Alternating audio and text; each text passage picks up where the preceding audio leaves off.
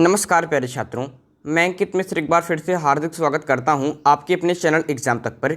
जैसा कि आप सभी जानते हैं कि उत्तर प्रदेश फॉरेस्ट गार्ड 2021 का एग्जाम आपके 4 अप्रैल को लगा हुआ है और उसमें आपकी तैयारी को बूस्ट करने के लिए, आपको बेहतर करने के लिए हमने ये कतई जहर नाम की सीरीज चलाई है। यहाँ से दोस्तों डिक्टो क्वेश्चन आपके पेपर में देखने को मिलेंगे। 60 क्वेश्चन में 55 क्वेश्चन तो यहीं से मिल जाएंगे। यह बात की मेरी दावा है। बस आप लोग यहाँ पर जो चीज़ें मैं क्वेश्चन कराता हूँ और जो अतिरिक्त चीज़ें लिखाता हूँ उसको भी अगर नोट करते चलेंगे, याद करते चलेंगे, उसको एक बार रिपीट करते चलेंगे तो सारी चीज़ें आपकी यहाँ यहीं से आपकी कंप्लीट हो जाएंगी। इसलिए इस सीरीज को बिल्कुल भी छोड़ना नहीं है। अगर आपने इसकी पहली और दूसरी क्लास को नहीं देखा है तो इसी वीडियो के डिस्क्रिप्शन बॉक्स में आपको पहली और दूसरी वीडियो की लिंक मिल जाएगी, जाकर देख लीजिएगा। तो चलिए दोस्तों, किसी प्रकार की देर न करते हुए सीधे वीडियो की शुरुआत करते हैं।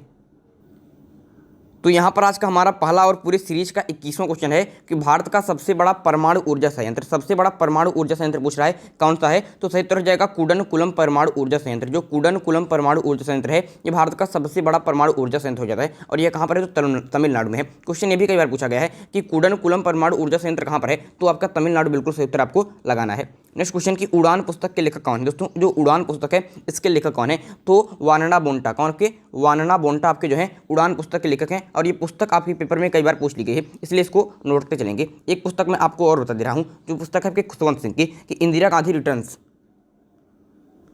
इंदिरा गांधी रिटर्न्स, ये पुस्तक किसने लिखी है? तो खुशवंत सिंह ने, खुशवंत सिंह ने। और पिछली वाली क्लास में मैंने आपको बताया है कि खुशवंत सिंह ने आपकी एक पुस्तक लिखी है ट्रेन टू पाकिस्तान, उसको भी नोट करके चलेंगे और नोट करके चलेंगे कि इंदिरा गांधी रिटर्न्स पुस्तक भी खुशवंत सिंह ने लिखी है। आगे बढ़ते हैं नेक्स्ट क्वेश्चन की तरफ।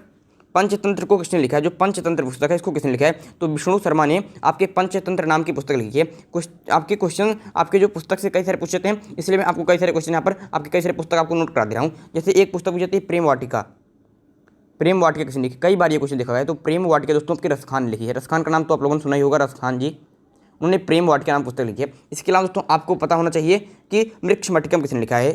मृक्षकटिकम। दोस्तों मृक्षकटिकम का अर्थ होता है मिट्टी का खिलौना, मृक्षकटिकम। और यह पुस्तक किसने लिखी है? तो आपके शूद्रक ने लिखा है। किसने लिखा है? आपके शूद्रक ने लिखा है। इसको नोट कर चलेंगे और इसको याद करते चलेंगे, तभी आपकी चीज़ें कंप्लीट होंगी। एक मैं आपको और बताऊंगा और कि हुमायूं नामा किसने लिखा है? हुमायूं नामा, ये क्वेश्चन भी एनटीपीसी में पूछा गया था कि हुमायूं नामा किसने लिखा है। तो ये आपके पेपर में पूछ सकता है क्योंकि जो रिसेंटली एग्जाम होते हैं ना वहीं से क्वेश्चन आते हैं। तो हुमायूं नामा पुस्तक आपके गुलबदन बेगम लिखा है, गुलबदन बेगम ने, गुलबदन बेगम ने आपकी ये पुस्तक लिखी है। तो वीडियो को पॉज करके आप जो चीज़ मैं लिखा रहा हूँ उसको नोट करते साथ साथ चलेंगे। आगे चलते हैं नेक्स्ट क्वेश्चन की तरफ कि फ्लाइंग 5 विमान किस देश से संबंधित है? तो जो फ्लाइंग 5 विमान है ये आपके नीदरलैंड से संबंधित है, नीदरलैंड से संबंधित है। और नीदरलैंड का नाम आया तो आपको पता होना चाहिए कि नीदरलैंड को हॉलैंड कहा जाता है और नीदरलैंड के ही मुख्य निवासी थे डच लोग। आप इतिहास में पढ़ते हैं कि जब आपके यूरोपीय लोग आते हैं, जब यूरोपीय लोग आते हैं भारत में यूरोपीय व्यापार करने के लिए, तो उसमें आपके पुर्तगालियों के बाद डच आते हैं। तो जो डच थे ये आपके नीदरलैंड के ही मूल निवासी थे, डच। और प्रथम यात्री कौन हो जाता था यहाँ पर? कॉर्नेलियन हाउटमैन। ये क्वेश्चन पूछ लेता है आपसे ना कि प्रथम डच यात्री कौन था, तो कॉर्नेलियन हाउटमैन। जैसे पूछता है प्रथम पुर्तगाली यात्री कौन था, तो आप कहते हैं कि आपके प्रथम पुर्तगाली यात्री कौन था जो भारत पहुंचा, तो आप कहते हैं कि वह आपके वास्को डी गामा थे। उसी प्रकार से प्रथम डच यात्री कौन था जो भारत पहुंचा, तो कॉर्नेलियन हाउटमैन साहब। समझ गए दोस्तों? आगे चलते हैं नेक्स्ट क्वेश्चन की तरफ कि किसने अपनी राजधानी दिल्ली से दौलताबाद स्थानांतरित की? दिल्ली से राजधानी दौलताबाद किसने स्थानांतरित की? तो आपके मोहम्मद बिन तुगलक ने। मोहम्मद बिन तुगलक वंश का शासक था और बहुत ही पढ़ा लिखा शासक था, लेकिन इसे अनपढ़ मूर्ख कहा जाता है। इसे मतलब मूर्ख कहा जाता है क्योंकि पढ़ा लिखा मूर्ख है ये, क्योंकि इसने जो भी कार्य किए वो कार्य कई सारे इसके फेल हो गए और पढ़ा लिखा होने के बाद भी यह आपके सही से काम नहीं कर पाया।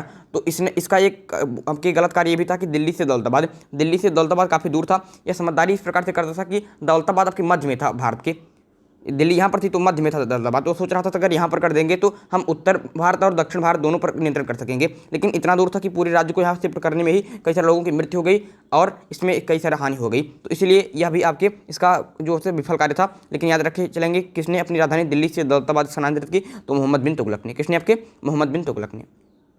आगे बढ़ते हैं नेक्स्ट क्वेश्चन की तरफ कि पाइक विद्रोह का नेतृत्व किसने किया? जो पाइक विद्रोह है बहुत ज़्यादा इंपॉर्टेंट है कि पाइक विद्रोह, हम विद्रोह से एक क्वेश्चन आपको अवश्य कराते हैं क्योंकि विद्रोह से एक क्वेश्चन पेपर में आना ही आना है। जैसे मैंने आपके तो कोकी विद्रोह, आपके कोको आंदोलन, खासी विद्रोह, नील विद्रोह, कई सारे क्वेश्चन में हर बार कराता हूँ आपसे। तो इसलिए इन क्वेश्चन को नोट करके चलेंगे कि पाइक विद्रोह का नेतृत्व किसने किया? तो बख्शी जगबंधु ने पाइक विद्रोह का नेतृत्व किया। नेक्स्ट क्वेश्चन की तरफ चलते हैं आज के हमारे 7वें क्वेश्चन की तरफ कि लाला हरदयाल और सोहन सिंह, किसने, लाला हरदयाल और सोहन सिंह ने, भाकना ने 1913 में गदर पार्टी कहाँ बनाई। दोस्तों पहले तो यही क्वेश्चन पूछ लेते हैं कि गदर पार्टी के संस्थापक कौन थे, तो गदर पार्टी के संस्थापक लाला हरदयाल साहब हैं, इसको सही टिक लगाना है। और यहाँ पर दोस्तों बनाया दोनों लोगों ने था, लाला हरदयाल और सोहन सिंह ने। तो लाला हरदयाल और सोहन सिंह भकना उनका नाम था, इन्होंने 1913 में गदर पार्टी बनाई। और कहाँ पर बनाई ये भी क्वेश्चन पूछ लेता है, तो सैन फ्रांसिस्को में। कहाँ पर दोस्तों, सैन फ्रांसिस्को में इन्होंने आपकी गदर पार्टी बनाई थी।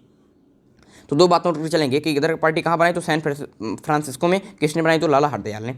आगे बढ़ते हैं नेक्स्ट क्वेश्चन की तरफ। आज का हमारा सुपर क्वेश्चन है, जिसका आंसर आप लोगों को कमेंट बॉक्स में देना है। अगर आप नहीं दे पाए तो अगले वीडियो में मैं उसका आंसर अवश्य दूंगा कि ओलंपिक खेल में स्वर्ण पदक जीतने वाले विजेता को कितने रुपए की राशि दी जाती है। जो ओलंपिक खेल होते हैं उसमें जो व्यक्ति आपके क्या कहता है गोल्डन मेडल जीतता है, स्वर्ण पदक जीतता है, उसे कितने रुपए की राशि पुरस्कार स्वरूप दी जाती है। इसका आंसर आप लोग कमेंट बॉक्स में अवश्य दीजिएगा, ठीक है दोस्तों, अवश्य ही दीजिएगा। और आप लोगों को ये कतई जहर सीरीज कैसी लग रही है कमेंट बॉक्स में बताइएगा। कल एक मित्र ने कहा था कि सर आप इस कतई जहर सीरीज को चालू रखिएगा, तो समझ लीजिए दोस्तों, जब तक कि आपका एग्जाम होने जाता 4 अप्रैल तक इसकी सीरीज लगातार चलती रहेगी। और दिन भर में 1 वरना 2 3 जितना वीडियो मैं बना पाऊंगा आपके बीच में प्रस्तुत करूंगा, क्योंकि सीरीज बहुत इंपॉर्टेंट है। इसलिए इस चैनल को सब्सक्राइब करना बिल्कुल भी मत भूलिएगा।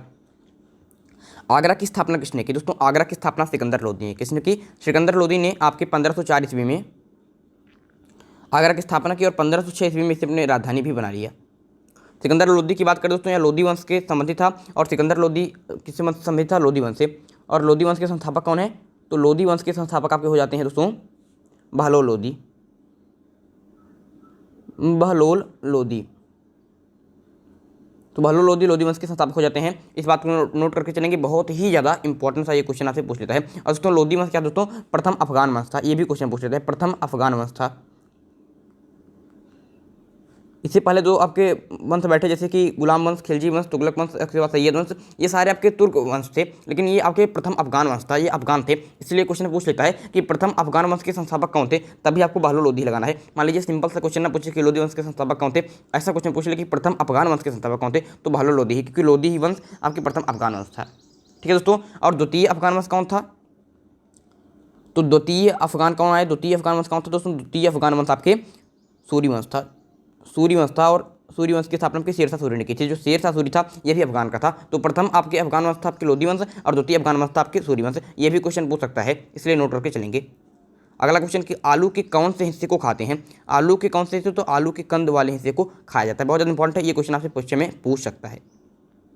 अगला क्वेश्चन दोस्तों आज का हमारा अंतिम और तीसरा क्वेश्चन कि बार्क बात करते हैं, तो बार्क के संस्थापक कौन थे, तो बार्क के संस्थापक थे डॉक्टर होमी जहांगीर भाभा, डॉक्टर होमी जहांगीर भाभा। और ये जो बार्क है इसका फुल फॉर्म क्या है, इसका आंसर आप लोग कमेंट बॉक्स में देंगे। जो बार्क यहाँ पर लिखा है इसका फुल फॉर्म क्या है।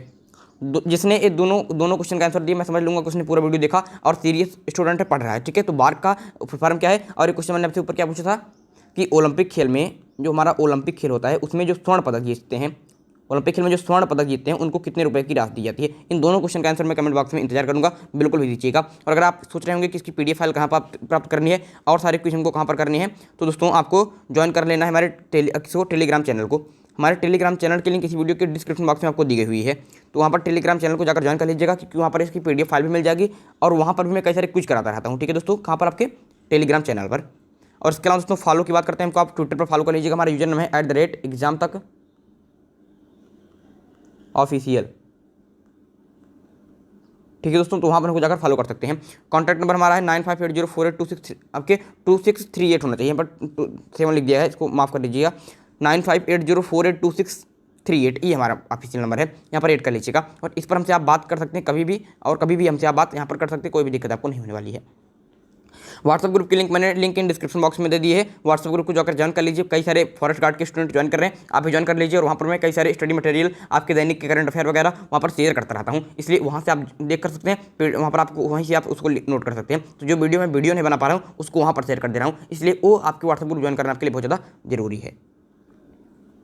तो इस प्रकार से दोस्तों हमारे कतई जहर सीरीज की तीसरा वीडियो भी कंप्लीट हो जाता है और बहुत ही इंपॉर्टेंट से क्वेश्चन कराए जा रहे हैं। कमेंट बॉक्स में अपनी राय दीजिएगा दोस्तों कि कैसे क्वेश्चन यहाँ पर मैं ला रहा हूँ और ये क्वेश्चन आपको कितना मदद कर रहे हैं आपके स्टडी पॉइंट में। अगर आप लोगों को अच्छा लग रहा होगा, अगर आप लोगों को मदद हो रहा होगा, तो ये मैं क्लास बिल्कुल मदद नहीं करूँगा। और अगर आप लोगों को लग रहा होगा कि ठीक नहीं है, तो मैं इस क्लास को समाप्त कर दूँगा। ठीक है दोस्तों, तो किसी भी प्रकार की दिक्कत नहीं है, बस आप लोग इतना जानकर चलिएगा।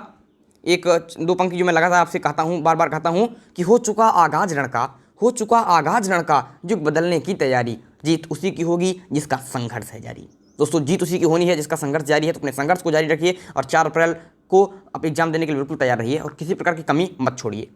ठीक है दोस्तों, तो चलिए दोस्तों इन्हीं वचनों के साथ इस वीडियो को समाप्त करता हूं। अगले वीडियो में एक इंपॉर्टेंट टॉपिक के साथ फिर होगी मुलाकात। तब तक के लिए मुझे दीजिए इजाजत। मैं हूं अंकित मिश्र और आप देख रहे हैं एग्जाम तक। धन्यवाद।